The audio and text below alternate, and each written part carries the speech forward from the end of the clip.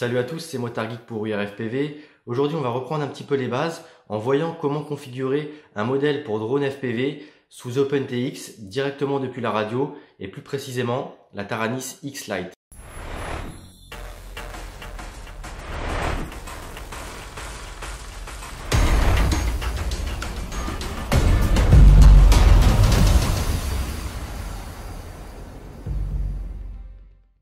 Donc vous allez voir, pour créer un modèle sous OpenTX et Taranis, il n'y a vraiment rien de bien compliqué. Depuis les versions 2, c'est assez bien fichu. Il y a les multirotors qui sont intégrés de base. Là, je suis en 2.2.2 pour info, mais il n'y a pas de gros changements sur les dernières versions. Donc pour créer un modèle, tout simplement, on va déjà dans le menu, dans les menus de configuration. Première page, on a les modèles en laissant appuyer sur le joystick direction de droite. On descend, on prend un emplacement libre ou un emplacement déjà existant. On appuie sur le joystick, un appui long, et là on peut faire créer modèle tout simplement. Donc nous on va créer un modèle. Il nous demande si on veut un avion, une aile ou un multi. Donc on se dirige sur multi avec le bouton du bas. C'est pas hyper intuitif, le bouton de droite ne fonctionne pas, donc il faut descendre sur multi et on le sélectionne en appuyant sur le joystick. Donc il nous demande comment on veut assigner les canaux. Par défaut, il nous propose de mettre le throttle sur le canal 1. Ensuite, il va nous proposer de mettre l'aileron, donc le roll. Lui, c'est du coup, comme on a mis multi, il va mettre les appellations de multi. Donc là, il va nous proposer de mettre le throttle en 1, le roll en 2, le pitch en 3 et le yaw en 4. Donc le yaw, c'est rudder, R. Le pitch, c'est elevator, E. Le roll, c'est l'aileron A. Et le throttle, les gaz, c'est T. Et donc, par défaut, ça fait T-A-E-R. Et dans Betaflight, ça, ce sont les paramètres pour Spectrum. Rien ne vous empêche de les mettre dans cet ordre-là et ensuite dans Betaflight de mettre TAER. Mais Betaflight par défaut, je crois qu'il est en FrSky, ou en tout cas quand on lui met un récepteur FrSky, il met l'ordonnancement FrSky par défaut qui est AETR sur les channels 1, 2, 3, 4. Donc AETR, T c'est le troisième, donc on va mettre le throttle sur le troisième canal. Donc là, on clique dessus pour le sélectionner. Et on va à droite pour mettre canal 3. Ensuite, une fois qu'on a fait le throttle, on va avec la droite sélectionner le roll. Donc le roll, c'est l'aileron et c'est canal 1 en FrSky. Ensuite, à droite, il nous demande le pitch, donc c'est elevator, donc canal 2 en FrSky. Et pour finir, le yaw, donc le rudder, donc le canal 4 en AETR, rudder sur le protocole FrSky. Et donc là, quand on a terminé, on vérifie. Canal 1, on a bien R, donc l'aileron, A. Canal 2, on a l'élévator, le pitch, donc AE. Ensuite, T, canal 3, throttle, et R, rudder, le yaw en canal 4. Donc là, on est bon. Il faut faire, comme c'est indiqué, un appui long pour confirmer. Et voilà, on a notre modèle 13 qui est prêt. Si vous vous trompez dans cet ordonnancement, c'est pas un souci, hein. Vous pouvez soit le changer dans le modèle par la suite, soit le changer, on met l'ordre qu'on veut sur Betaflight, hein. Il n'y a vraiment pas, soit on respecte l'ordre du protocole, soit on met celui qui nous intéresse si on en a envie. Donc une fois que le modèle il est prêt, il reste plus grand chose à faire. Il va falloir déjà ici, donc sur la page principale, on a les chronomètres. Je les aborde pas, je vous ai déjà fait une vidéo à ce sujet. Ensuite, on a quelques options qui ne sont pas nécessaires de changer. Là, on a les alertes sur les interrupteurs. En général, moi, je les désactive lorsqu'on démarre la radiocommande avec soit du gaz, soit des boutons mal placés. Ça empêche de booter, c'est un peu pénible. Là, voilà. Donc là, ici, je suis sur l'émetteur interne. Donc, je laisse en D16 hein, parce que là, je vais faire les tests avec le BetaFPV 85X. D16, par contre, je clique une fois. Ensuite, je vais pas sur de 1, on va mettre de 1 à 8. On n'a pas besoin de plus de canaux et je vous renverrai vers un article de Topper qui explique pourquoi c'est mieux de n'avoir que 8 canaux par rapport à 16, on est à 2 fois moins en termes de latence. Le récepteur, ici, la procédure de bind, on va pas l'aborder parce que pareil, il y a déjà plein de tutos. Après, si vous avez des questions, n'hésitez pas à me le dire dans les commentaires. Mais normalement, vous savez binder, sinon c'est documenté avec votre RX. Je mets récepteur 12 parce que je sais que j'ai un modèle qui a l'émetteur, l'émetteur numéro 12 bindé au 85X. Le failsafe, moi je le mets à no pulse. Pas d'impulsion parce que là je suis sur une version française. même si normalement on n'est pas obligé d'y toucher, a priori on peut le définir à la fois sur Betaflight et sur le RX. Donc quand on a une FC, on peut aussi laisser pas défini. Donc, peu importe, ça c'est un autre tuto, le failsafe également. Antenne interne, ça bon, peu importe, c'est à vous de voir si vous avez une antenne externe ou si vous voulez utiliser le module interne à la X-Lite. Et on revient au début. Donc ça c'est la deuxième page, elle est faite. Première page de configuration en vérité, puisque la vraie première, si on revient en arrière, c'est les numéros des modèles. En page 3, phase de vol, on s'en sert pas. En page 4, par contre, les entrées. Donc là, on voit qu'il nous a mis 4 entrées. Donc comme on l'a vu tout à l'heure, les gaz, l'aileron en deuxième ligne, donc le roll, la profondeur c'est l'élévateur ou le pitch. Vraiment, il y a plusieurs appellations pour les différents axes. Je vous les récapitulerai dans l'article sur le blog. Et direction, rudder ou yaw, voilà, sur la quatrième entrée. Donc nous, ce qu'il faut qu'on fasse ici, c'est qu'on rajoute au minimum un interrupteur pour armée, et on peut en mettre un pour les modes de vol et un troisième pour le buzzer et le turtle mode. Donc moi, pour l'armement, ici on fait donc tout simplement, on se met, là il m'a mis S1, mais donc là je clique, éditer, et ici la source, je veux mettre le bouton SC. Moi, ils sont pas labellisés sur la Taranis, donc moi je les connais. D'ailleurs, sinon de toute façon, voilà, on met source, on clique sur la source, et il vient la mettre toute seule. Donc ça c'est pratique aussi. Donc là, SC pour armée, rien de plus à faire, on sort.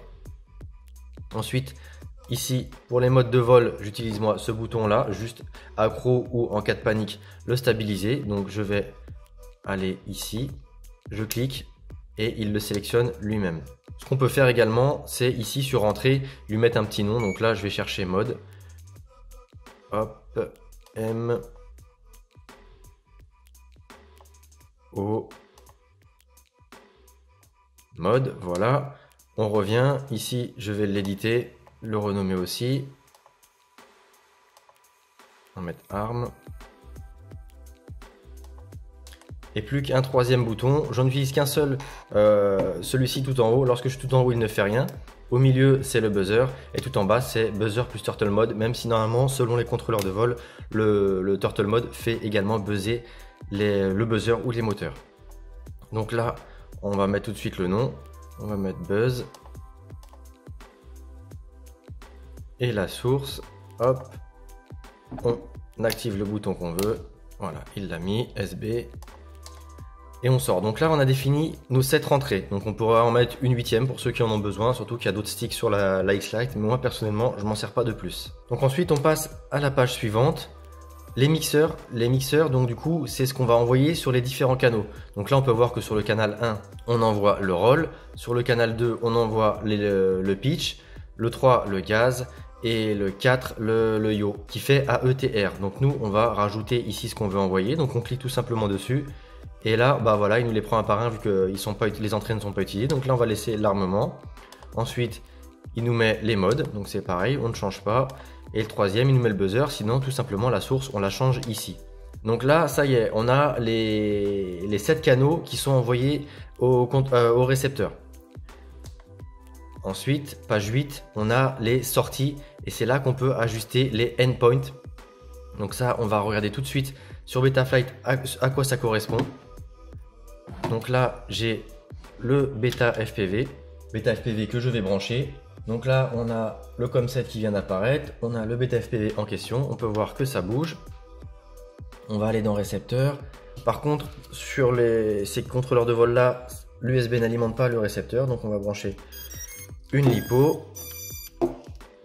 Voilà, donc là on peut voir que si je bouge le throttle, on est bien, c'est le bon graphique qui bouge. Le yaw, pareil, le pitch et le roll. Et ensuite on a ce bouton là pour le buzzer, celui-ci pour les modes et celui-ci pour l'armement. Donc jusque là tout fonctionne bien et on est bien.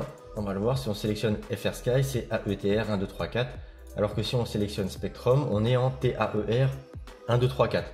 Et ça, comme je vous le disais, ça pose pas de problème parce qu'on peut très bien même ici mettre RTEA. Voilà, tant que ça correspond à ce que vous avez configuré sur la radio, il n'y a aucun souci. Donc nous, on va rester en AETR. Par contre, on peut voir ici que le throttle à 0, je suis à 993 microsecondes. Donc c'est pas bon parce qu'on doit avoir de 1000 à 2000 avec un milieu à 1500.